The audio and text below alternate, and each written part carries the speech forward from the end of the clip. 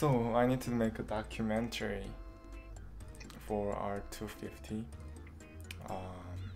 and I have no idea. I already made one before for this class, and it was okay, but I don't think documentary really is my thing. So I've been thinking which topic I should choose as my subject. But I like making short videos with some cool effects and stories, but documentary seems too dry.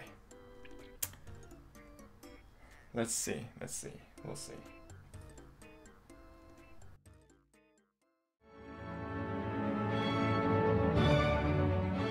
It happens so that Joshua Bell, the violinist, is coming to the U of I campus to play this month, and I already bought the concert ticket.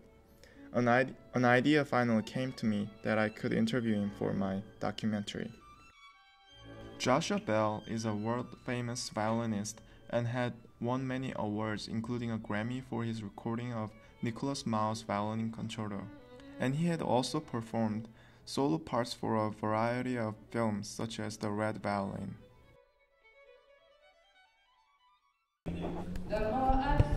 So I'm making a documentary for my R250 class, writing with video, and I know that there's a Joshua Bell concert today, and I was wondering if I could interview Joshua Bell after his concert for my documentary. You need to interview with Joshua Bell? Yeah. Do you want me? I can talk to my supervisor. Yeah, could you do that? Sure.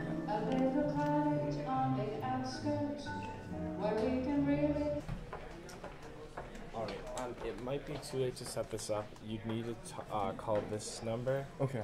She might be able to help you with that, but I believe she may have left for the day. Oh, okay. But Joshua Bell will be signing autographs. Oh. I think in the lobby after the concert. Thank you. No problem. Yeah, that didn't work out too well. Then I had to think about another idea for the documentary. I hit the wall in my creative thinking process, just like a writer could have his or her own writer's block. I could not move a step farther. I wondered what other artists in general deal with this kind of situation. This is Esther. She will be going to graduate school next year. She is working as a substitute teacher temporarily, but her true love is writing. So I'm making a documentary for one of my classes. I don't know, I cannot come up with really creative idea. Yeah, so sometimes what happens is I get stuck because I know what's going to happen in this particular scene, let's say. I don't know how to say it. Like, I know, let's say my main character is going to meet the leaders of, let's say, this one city, like community. I know he's going to meet with them and talk with them about certain issues, but sometimes it's just hard to like sit and write what's exactly going to happen, like describing it. Sometimes as I'm writing, I'm like, oh, I don't like the way it's being described. I don't like the way it's... Sometimes as I'm writing, I'm forcing myself to do it. Because I have experience, I know there are times when that's when my best writing comes out. I'm writing, and as I'm like writing, I'm like forcing myself. Like after, let's say, a paragraph, I'm like, oh, this is turning out better than I thought, and then I just continue. Is there any, so as you are making your work, have you ever felt any fear when you think about the future when you finish the work? Maybe you might be worried that is this really good enough? Is this really what I intended, and is this really creative enough for me? Like, have you ever had like any fear as you were making a work? I had a lot of fears, because then I realized, wow, this is not what I thought it was. It's a lot more work, and it's a lot more than I ever imagined it would be. And so I definitely thought, am I ever going to get my book done? Am I even going to be able to write it so that's good? So I have had those fears.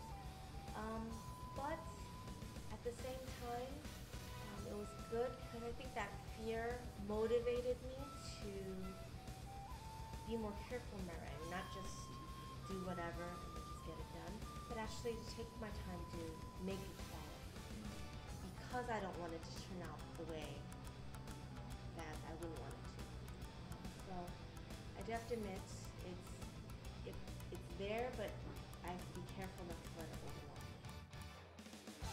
Another reason why I had a hard time coming up with an idea for my documentary was because of the rules that I had to follow. At first, I started with many ideas, but soon they did not seem to fit those rules. But then, Esther had different view on these limitations that I did not like. Nonfiction, so fiction writing, which is what I'm doing, has rules about point of view. And I was breaking that rule again and again and again. So I went back through my book and started trying to make certain I kept that rule. But as I was trying to keep that rule, I felt limited because here's what the rule is. In one scene, you can only be in one person's head at a time. For me, that was a limitation because I felt like, oh, why can't I do that? Yeah. Why can't I do? I feel like now I'm restricted to just this person, and I have to work at making the reader understand what this person's going through as well. Well, it was hard, very hard at first, but it forced me to be more creative actually. So because I couldn't take it the easy way, I had to go different ways. And especially I know for me, sometimes when I have a limitation, I have all these ideas and none of them fit. Sometimes one of the things you learn how to do is get those ideas that wouldn't fit and kind of tweak it, transform it, and put it so that it can now fit into this new limitation you have. And as a result, actually it gets makes better. Making creative work is hard, but when I think about why I do it and how much I love doing it, that passion helps me to keep going.